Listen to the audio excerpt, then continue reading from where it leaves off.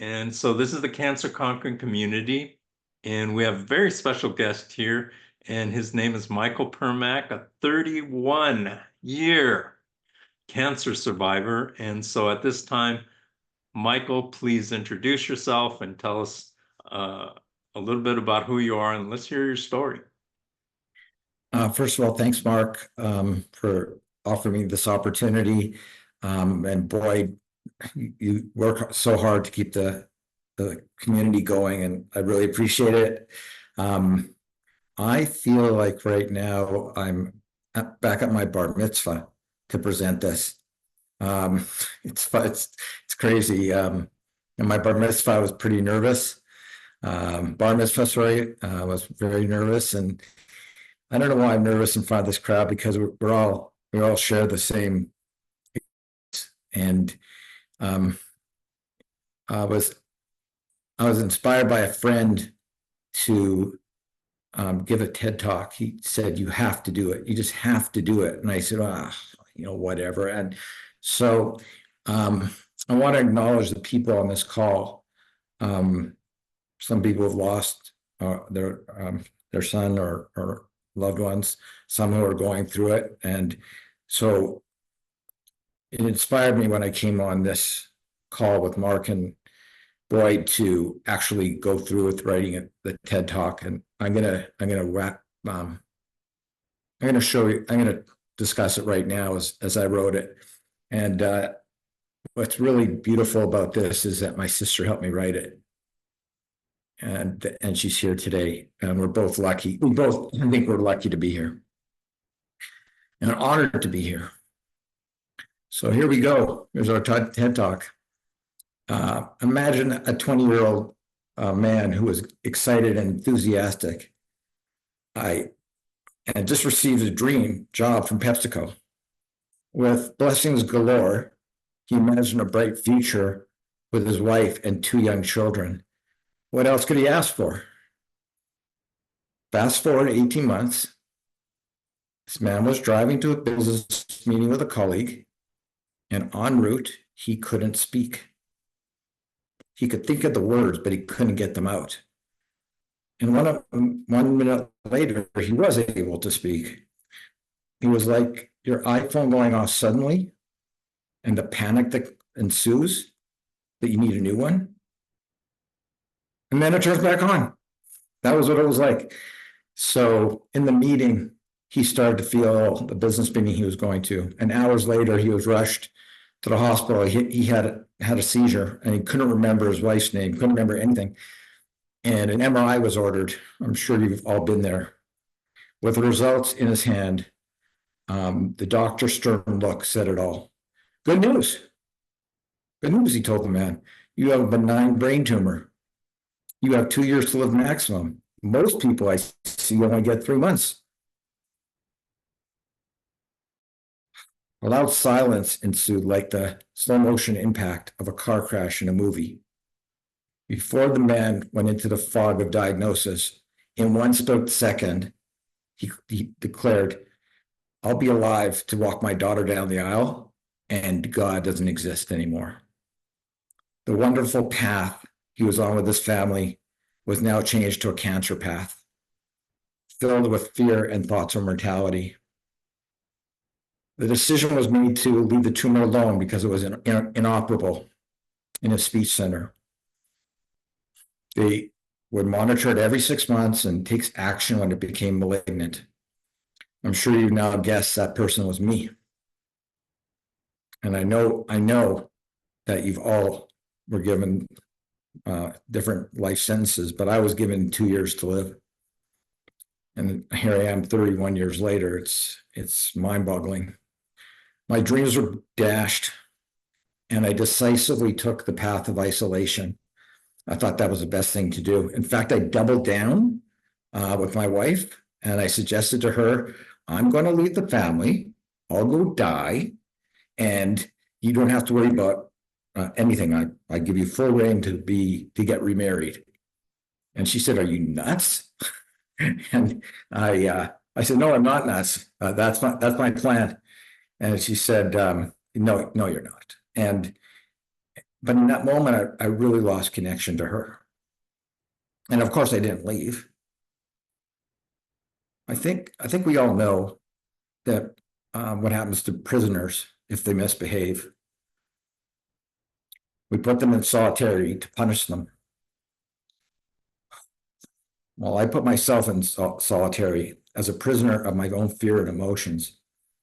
And it was tough, as you can imagine. My wife wanted more children, and I said no. I didn't want any more because I was going to be dead. The tension was like being in a tug of war. Her on one side pulling for a child, and me thinking I was going to die. It was awful.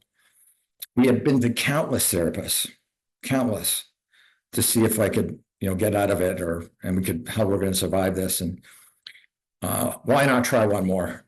This one was different, and he was pretty young. And then after the first session, he was bawling his brains out, and he said, "I got it. I got it. I have your answer. Either act like you're going to live or act like you're going to die. Your choice." And he was so enthusiastic, like it was, but oops. Just give me 1 sec, please. That also happened in my bar mitzvah. So I went back to work. I chose life, and I went back to work. I got off disability. It gave me a sense of purpose. And for the first time in 4 years, I wasn't alone.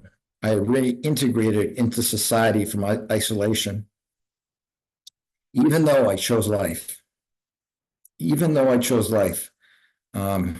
because of my diagnosis, fear and impending doom dominated my psyche.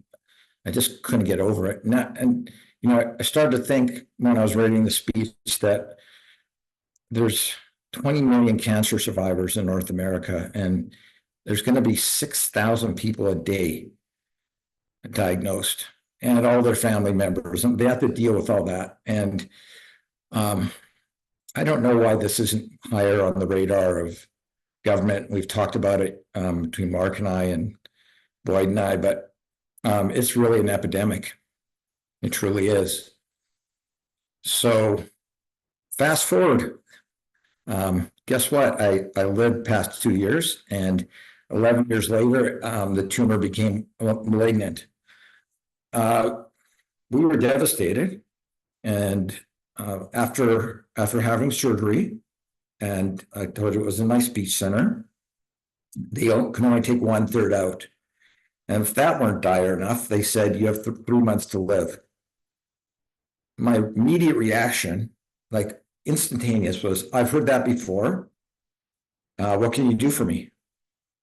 And then they said, "Not much." And I said, "I'll tell you what, I'd like you to check the lab results again."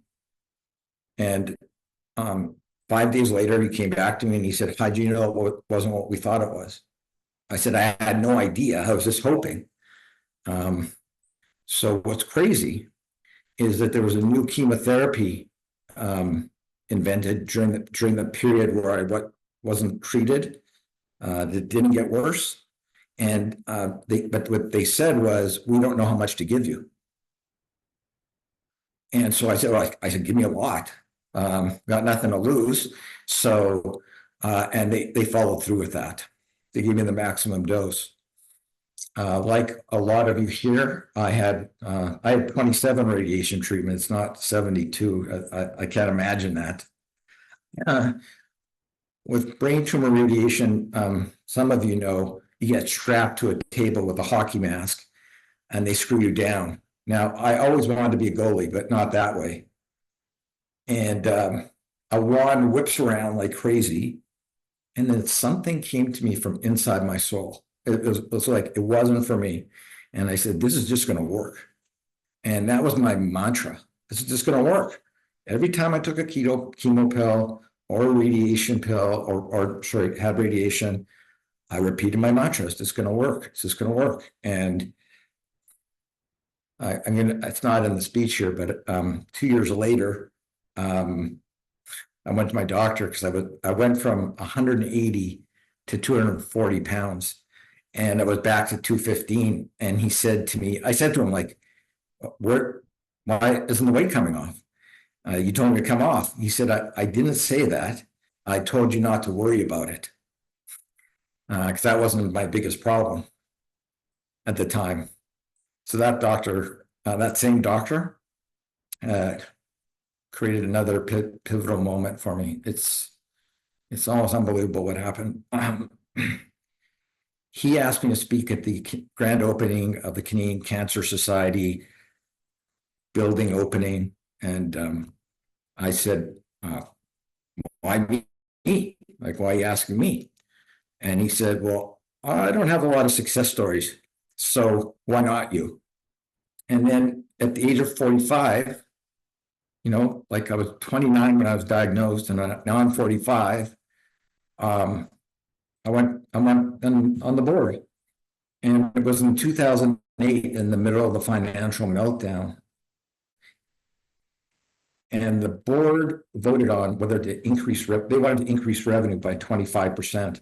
And I shook my head. I said, there's no way it's going to happen. And I voiced that. And they took the vote on the budget, and it was 14-1, and I opposed it. I thought I didn't belong. Really, it was so crazy what was going on in that board meeting. They were talking about pens and pencils while people were in the hospital suffering. It was not great. And when I said to the executive director, I don't think I should be here because I voted against your budget, he said, I've been waiting for a guy like you for 5 years. So the message of that is to serve and have the courage to speak up. That's what I got out of that. Eventually, crazy enough, I won 2 awards for my service. I won a Governor General Award for volunteers from the government in Canada, a Medal of Courage as well. I'm going to say that was a highlight of my business career. I didn't get paid a dime.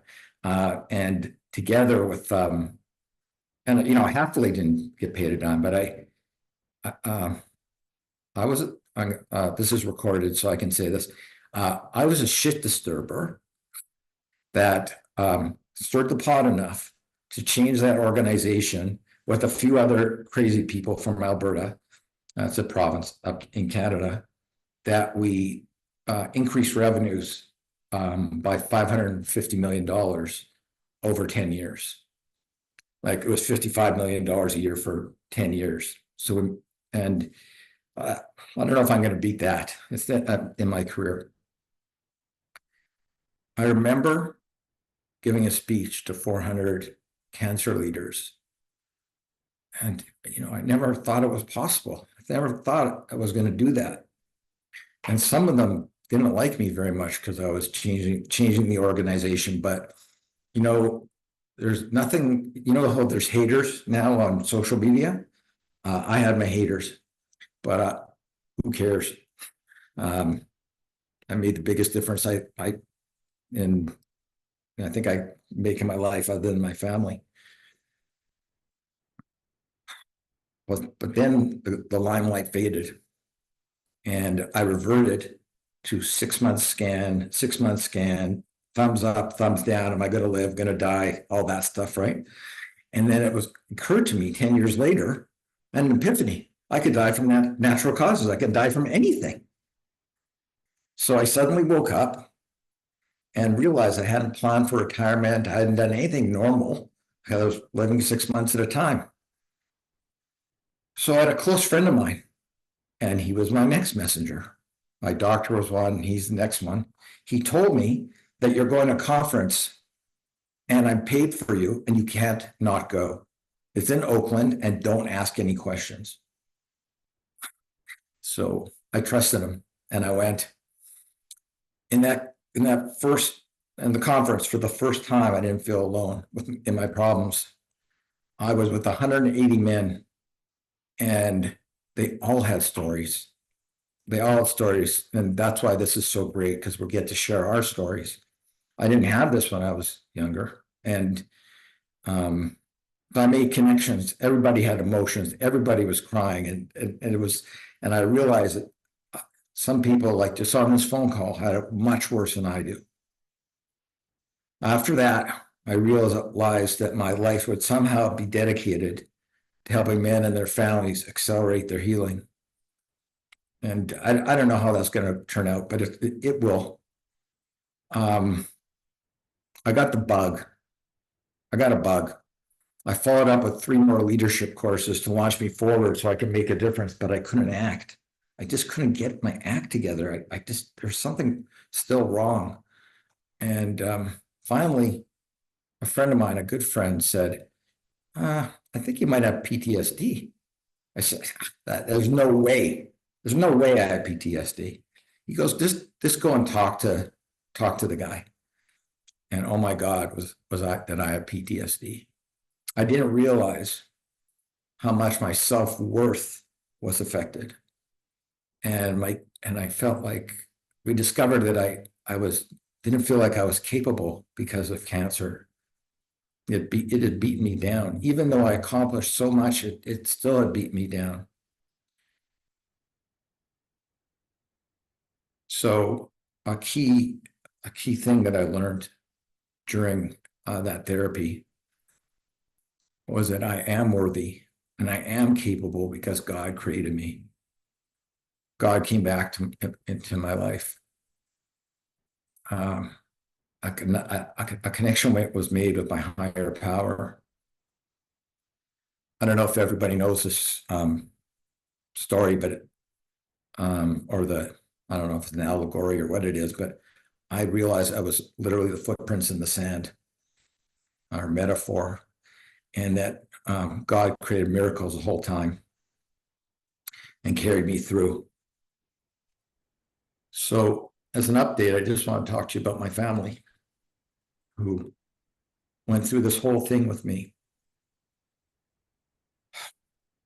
I walked my daughter down the aisle, just like I said I was going to do. My other daughter is now pregnant. And yeah, he's my best buddy. It's amazing.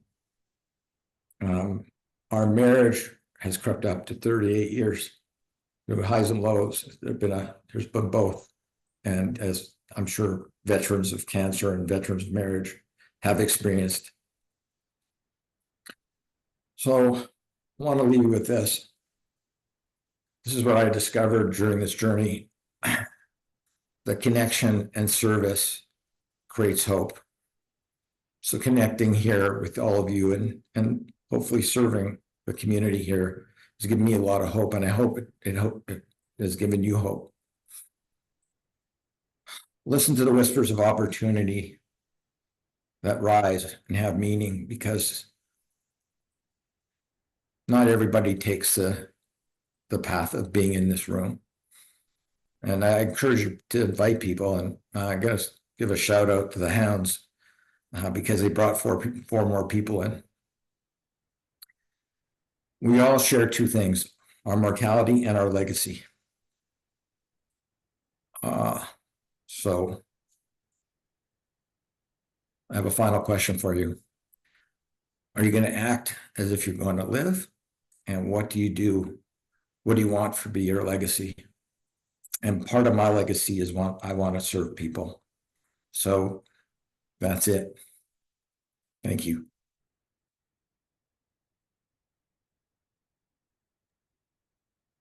Thank you so much, Michael. Does anybody have any questions for Michael that they'd like to ask him? I mean, he is a treasure trove of knowledge because he's seen so much in cancer, and it's worth asking. I mean, I learned so much from Michael when I interviewed him, and so does anybody have any questions? I've got my hand up. I've got my hand Hold up. on a second. I know I'm a Okay. co-moderator, but I gotta. Hold on a Go I love ahead. this guy. Go I ahead, love this guy, Michael. Hold I on a love you, second. brother. Oh, I love you too, man. All right, so I got to share this. Shout Michael and out. I had the pleasure of talking Oh, on the sorry, phone Ryan. a few times, Yeah.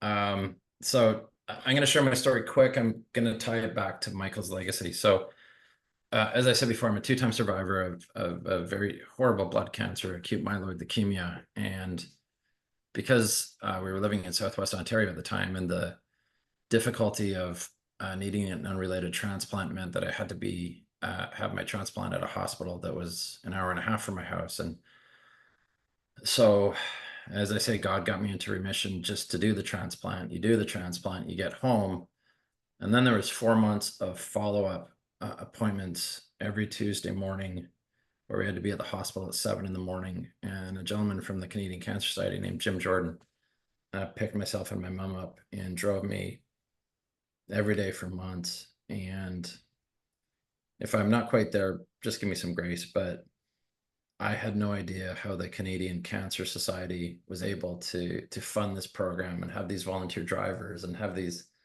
people that were part of my journey in saving my life. And so, am I accurate in some of the waters that you stirred years ago had something to do with that program? And if not that program specifically, that organization not being broke and not being able to help people. Well, it was like any bureaucracy, charities can grow into bureaucracies. I don't think they're alone. But as an entrepreneur, I know about burn rate. What's your burn rate? And so I asked it at one meeting and nobody knew how much we were losing every month. And that was really changed it all, because what happened is they had to focus on which programs had impact and which programs didn't. So, for example, they raised $60 million on a program, and it was $50 million on a program, but they spent 60. So that you can't do that very long.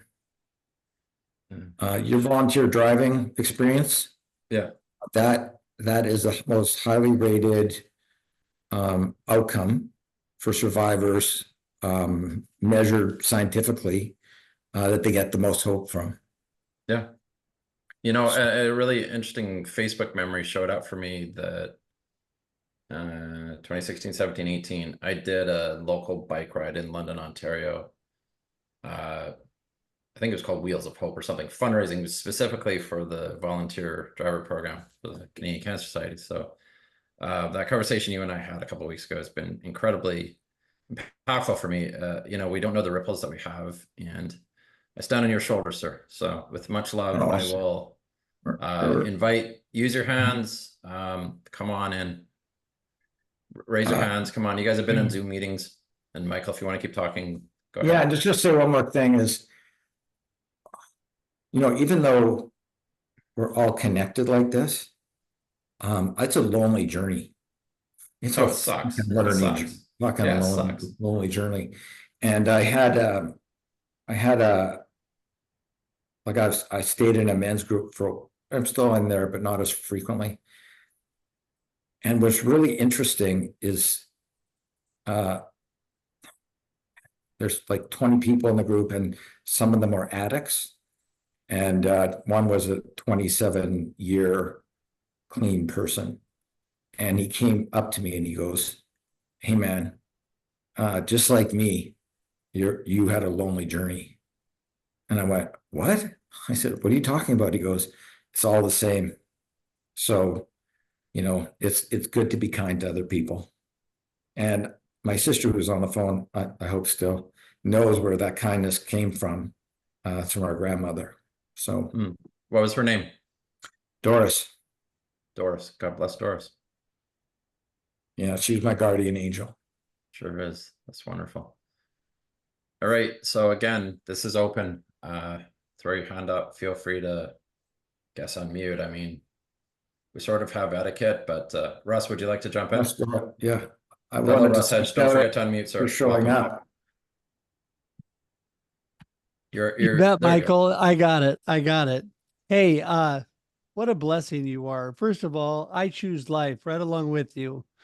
And the attitude and perspective you're keeping and all that you're talking about, thinking about your legacy and believing that, I was just talking to my oncologist today and I said, you know what? I'm going to stay positive, keep a good perspective.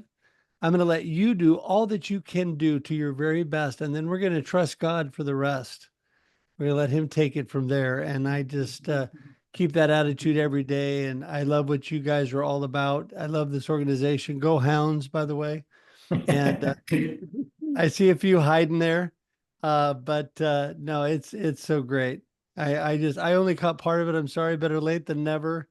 But wow, very good. You and I are gonna have to jump on a Zoom call, Michael. Yeah, whenever you're ready. Okay, I'll shoot you a message. Yeah, thank you. You bet. Nice to have you here, Russ. No matter Thank, when you showed up, doesn't matter. thank you. Go ahead, buddy. Michael, when I was diagnosed 11 years ago, and the oncologist said, you might have 9 to 12 months to live. I said, no, you're wrong. I'm not a statistic. And I'm going to do everything I can to prove myself that you're wrong.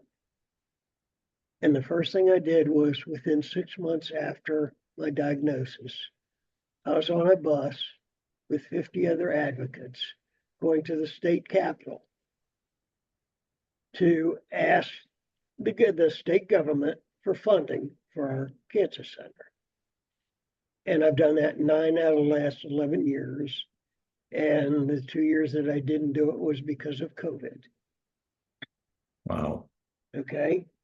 On top of that, I've gone to Washington 4 times in the last 3 years to try to get funding from Congress. 3 out of the 4 years was specifically for lung cancer research funding. The 4th was for general research. Because lung cancer is the deadliest of all of the cancers, and it gets the least amount of funding from the government. And we all know why. It's the stigma. It's the stigma. Whether you smoked or not, the stigma is still there. And it's a battle every time you go. Why does breast cancer get the most amount of funding when the least amount of women die from breast cancer as compared to lung cancer? More women die from lung cancer than are dying from breast cancer today. And the same thing with men, obviously. But it's a battle every year. And on top of that, a couple of years ago, I decided to double down and I started to volunteer at the cancer center to meet specifically with cancer patients of all kinds. Initially, it was cancer patients of all different kinds, but most recently, I've also added specifically, meeting with lung cancer patients, who are there for the first time. They're scared to death, and they don't know what they're walking into. They haven't even met with an oncologist yet. They're there for their first appointment, and just giving them that easing their presence means so much for them. And I've seen a few people on numerous occasions, and every time they come back in and see me, they thank me. And it's just such a wonderful feeling that I was able to do that for them when I didn't have that for me. There was no such thing 11 years ago, unfortunately. Thank you for your advocacy, buddy. So I'm going to make a comment that somebody told me it was too radical. I shouldn't talk about it, but I read the McKinsey report on climate change, and to get to net zero by 2050, I think it was 2050, the world would have to spend $275 trillion. So I made a post at that time saying, can you give me 27.5 trillion? I'll only take 10% and see if we can figure out this cancer thing. And it was tongue in cheek, but of course, the planet's important. Nobody's going to deny I live in one of the most beautiful places in Canada, so I don't want the environment to be degraded. But on the same token, I think the emphasis of relative emphasis is something to think about. With the imbalance, But- how can I enjoy the environment if I'm We still dead? have too many people dying of cancer. Way too many. Unfortunately, way too Yeah. many, and especially in my state, which is the place where people go to die. They come to Florida to die. Hmm. They get cancer and they die in Florida. Can I ask you something about life expectancy when you were diagnosed? Yeah. Do you know when, what would it have, would this have changed anything for you? I'm curious. You know what a bell curve is? Sure, absolutely. So what if they had said to you, you're on the bell curve of whatever cancer you had at the time? And some people go 25 years and some people die the next day. So you're somewhere on the bell curve and only God knows. That would have been easier, but No well, yeah, but there's still the unknown, and it's still an unknown regardless. But nobody knows. Nobody knows when. But I made it my goal that I was going to be on the very far end of that bell curve. The very far end, and that's where I am, thankfully. Thankfully for all of us. Amen. All right. Would anybody else like to jump in and raise a hand, ask a question, unmute, or comment? Hi, Tasha. Welcome. You've shared in the comments. If you're comfortable, feel free to turn on your camera. If not, that's cool too. Feel free to share your journey. And thank you for sharing in the comments. Yeah, I've been sharing in the comments. Unfortunately, my face is quite puffy from crying earlier and doing some grief things. My brother didn't survive his journey after we lost our parents and COVID and all of that.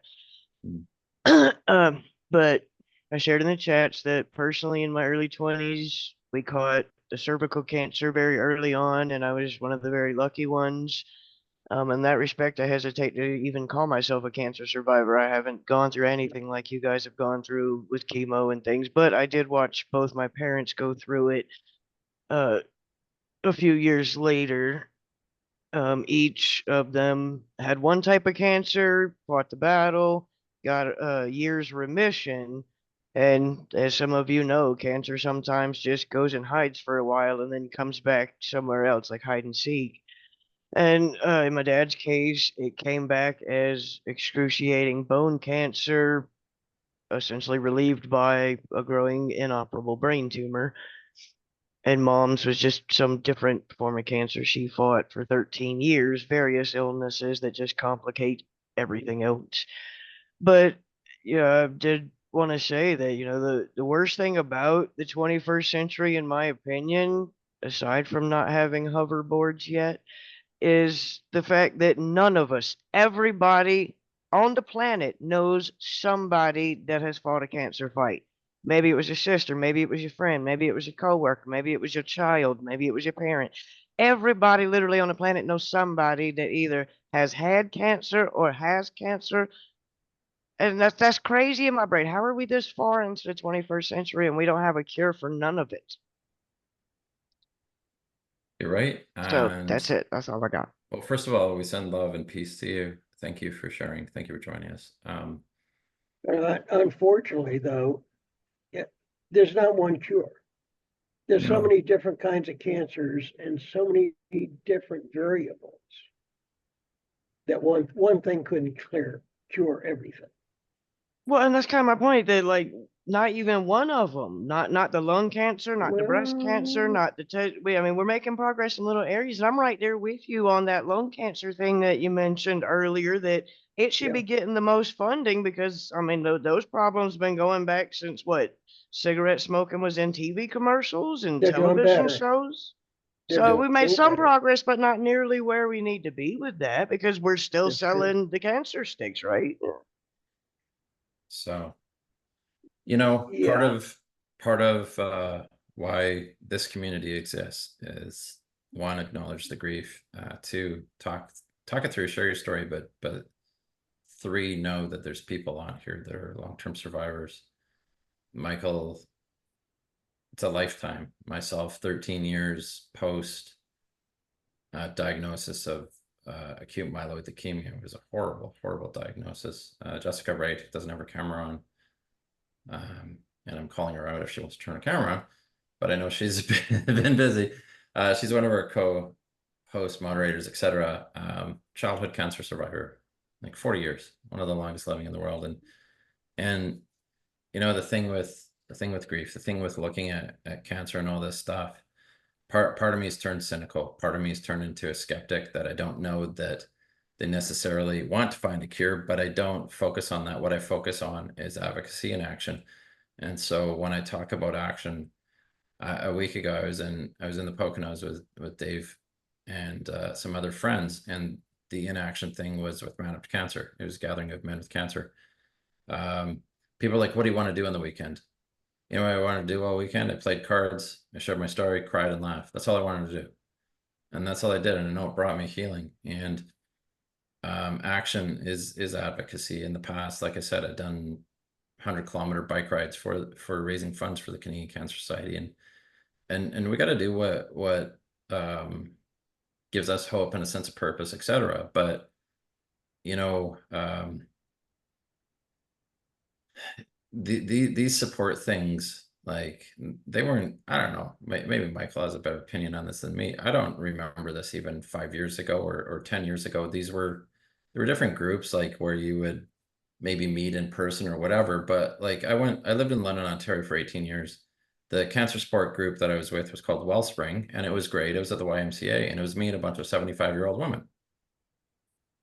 And I was 37 years old when I was diagnosed with blood cancer. And so part of it for me was not having the right fit. Part of it for me was just like, it took all this focus, passion, and energy and became a marathon runner. So I've since run 16 marathons post-cancer treatments, which is a miracle in itself. But meeting and connecting with people and giving yourself reasons. I will talk about Man Up to Cancer again for the simple reason that a week ago, Dave Keown came up and gave me a hug and said, I loved you. And we were there with my friend Ross. And Dave got called out at the we do a fire every night where you're throwing stuff into the fire, you're making a vow. It used to be called the F it fire. I think they've renamed it to be a little bit more appropriate, but you get the idea. You let go of things. And one of my friends, Jason Reese, called Dave up to the fire. Dave, I'm calling you out. What did Jason say? Can you unmute?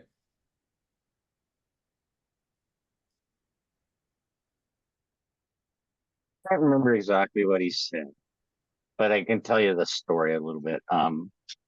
After Gal last year south of Buffalo, I have relatives in Ontario, so I went up to Ontario and went and visited, and I was in a little store and I seen this rock and it had a wolf painted on the rock, and then on the back it said something about telling your story. Now, I'm Jason Reese, I told him he needed to share his story, and whether it was writing or doing whatever. So I bought the rock to give to him to try to help him with that. Maybe just I can't think of the dang word, but anyway. So Inspire him. anyway, he calls. He calls me up at the fire because he's like emotionally he can't even really talk. So I He had a gave him the rock 5,000 word and speech that went in the fire, and he just talked about this rock that David gave him. yeah. So Like, what's that so worth? it's well, sorry. How much was that worth? That was amazing, right? Like, go ahead, That's you amazing. share. Oh yeah. And Yeah. those are the kind of things that like just little things that can change a person's life, right? Like they especially when you're in the trenches, right? And things aren't going well. That could a simple thing, a smile, a hello, are you okay? There's a rock, right? Kind of thing can help a lot. Yeah, meant a lot to me. I remember that. So anyways, if anybody doesn't have any more questions, Mark, I'm gonna pass it back to you, and maybe we'll turn the camera off at this point. We can keep the room Yes. going, but do you want to do that, Mark? Yes, I'm gonna turn off the recording right now, and and then we could continue on with our conversation. So I'm gonna shut it off